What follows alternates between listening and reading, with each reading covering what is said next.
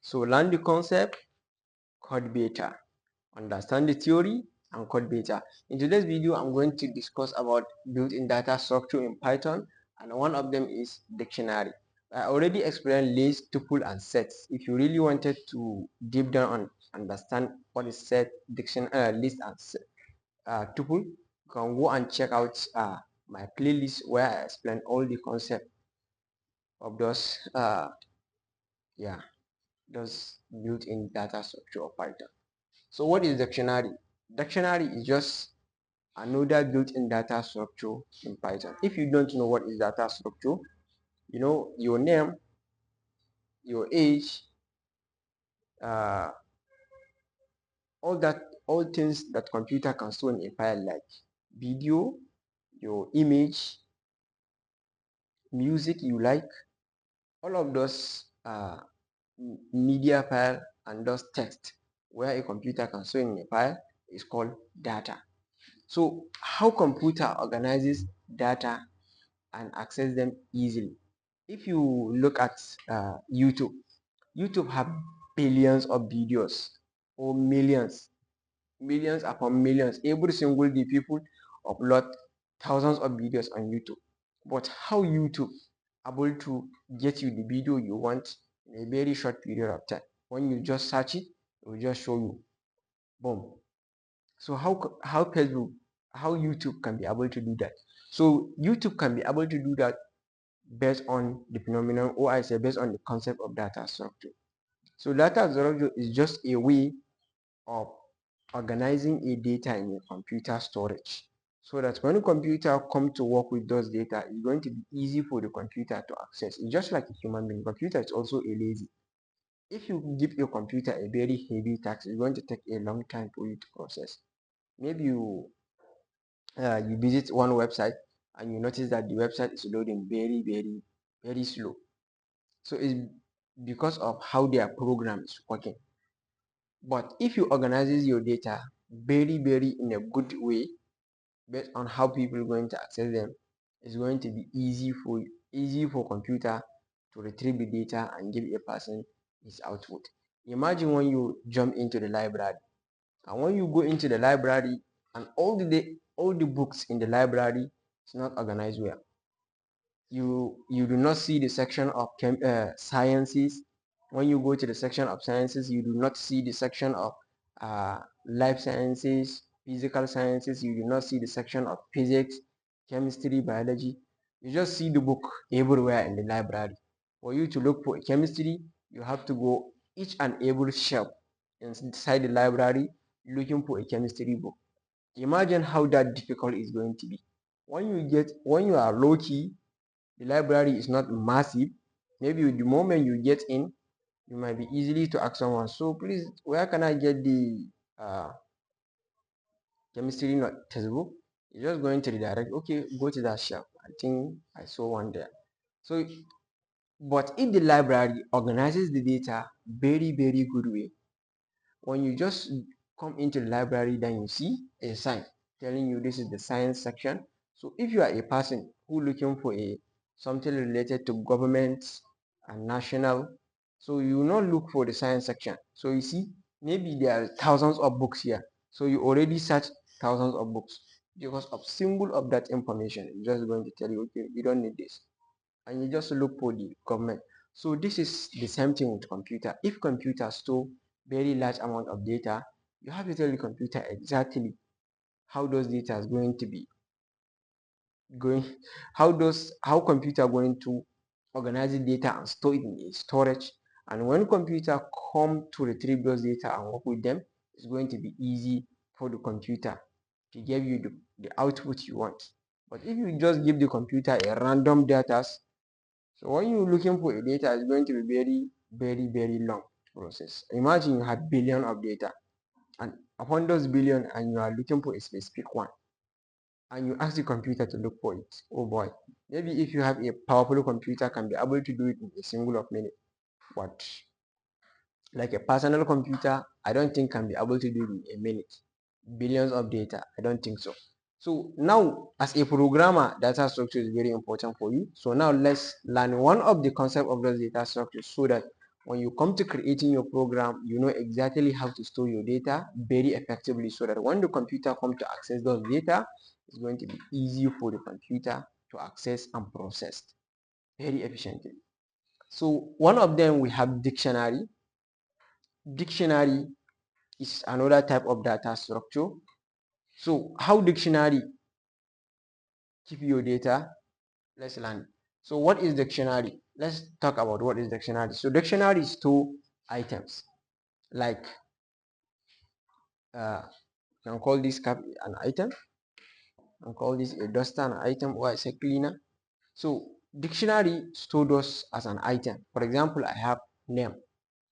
So my name is an item inside a dictionary. So imagine this is a dictionary and this is the items. So this item, a single item, have two things. It has what we call key and value. Key and value. Imagine someone wants to talk to you, but you don't have a name. You are a person, but you don't have a name. So how can be able to talk to you when you are not around him? Maybe you are somewhere far from him and he wanted to call you out, but you don't have name. How can be able how can he be able to talk to you? You see, nearly impossible. So in dictionary, all the items has key and value. What I'm trying to say here is, when you have a name, that name is your key and you is the value. When I call out your name, you realize I call your key. That's the key. And the value is you're going to give me a response. So maybe you look at me. What? Because I call out your name. So it's the same thing. In every item inside a dictionary has these two things, key and value. So if you have like very large amount of data, billions of data, and you know the key of the data you wanted to access, using dictionary is going to be very fast, because you just tell the computer exactly the item you want by telling it the key. So this is how it works. If I wanted to store my name inside a dictionary, I have to give it two things. Now, the first one, I'm going to tell it the key is name, and then I'm going to give it the value. Then I set key. So this is the key and this is the value. So if I have like large amount of data, if I just call out what's the name, so I'm going to just see MK, and other person I'm going to see Musa, John, Joseph, Christina, Mike, and whatsoever, and so on and so forth. So by just calling out the name, I'm just be able to see all of their names. And if I like, I can decide to sort their name based on their letters. I can say, okay, data A go first, data B go second, and so on and so forth. So this is how dictionary store an item. Every item in dictionary has two things, key and value. Which is, I give you an example, like this is the name is the key, and the value is my name. So now we understand what is dictionary.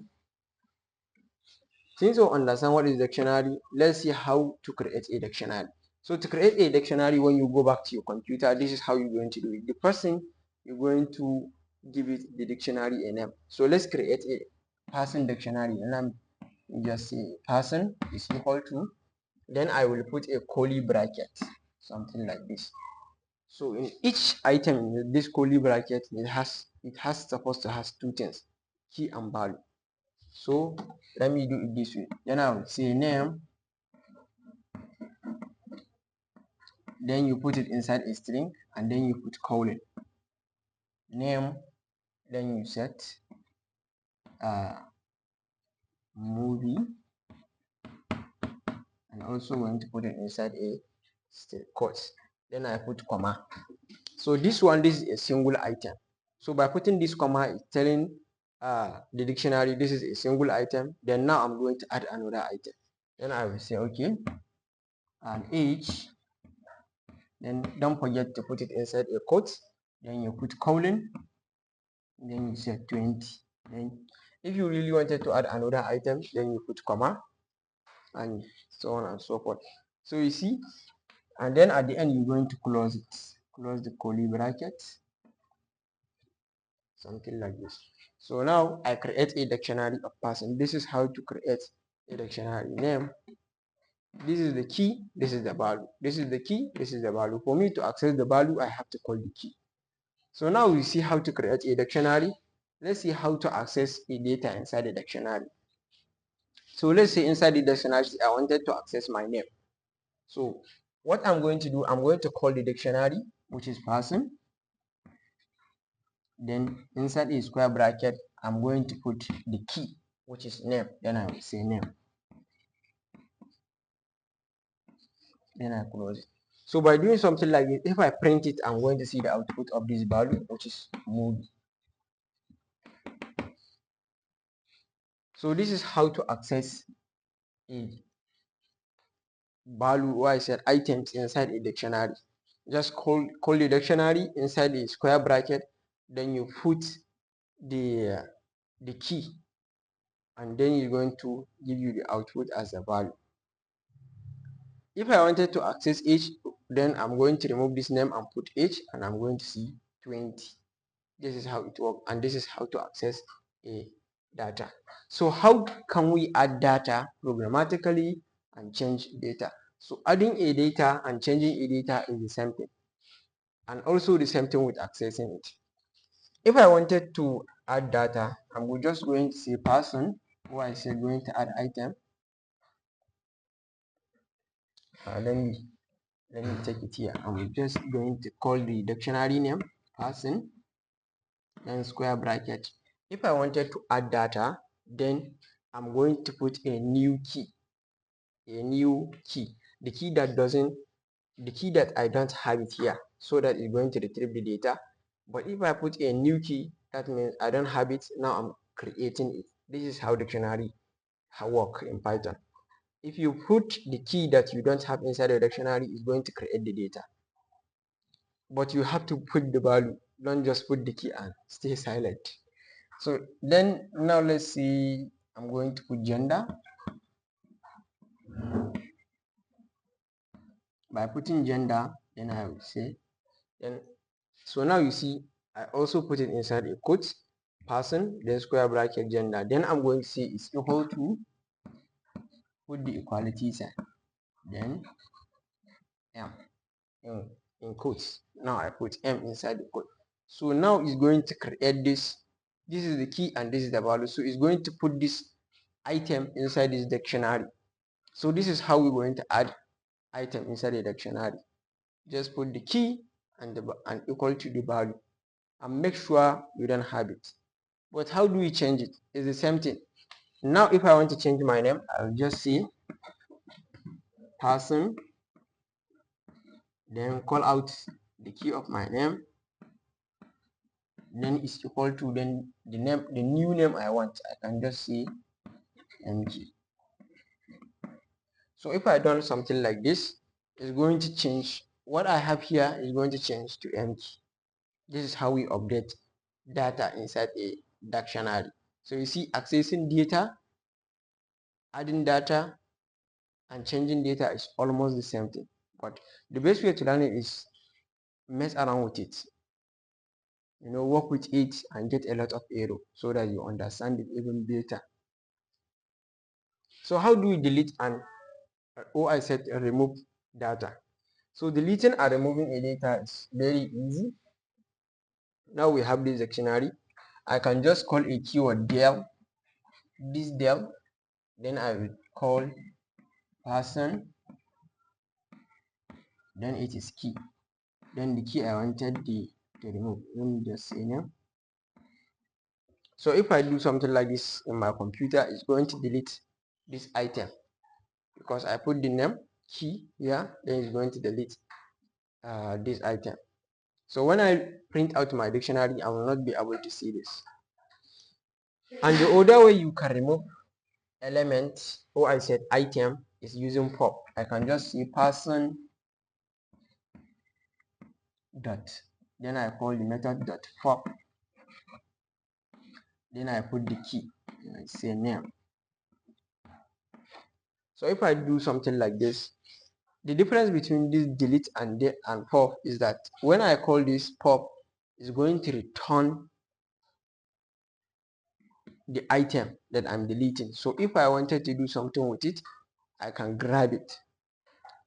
And when the dictionary move on, you're not going to see the name item inside it, but I can store it. For example, I can just create a variable called name.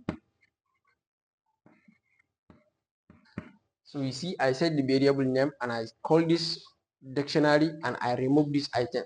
So when I remove it, this one is going to return the item for me. Then I store the item inside this variable called name. So this is the difference between pop and delete. Delete, you will just delete the item completely, you don't see. But pop is going to remove it and then give you the item in return, that telling you, yes, I delete this item. Is there anything you can do with it? If you do not store it, that means the pop is going to throw it away and your program will keep on moving. So if you have any question regarding programming, networking, and whatsoever, you can ask in the comment section below. See you in our next episode.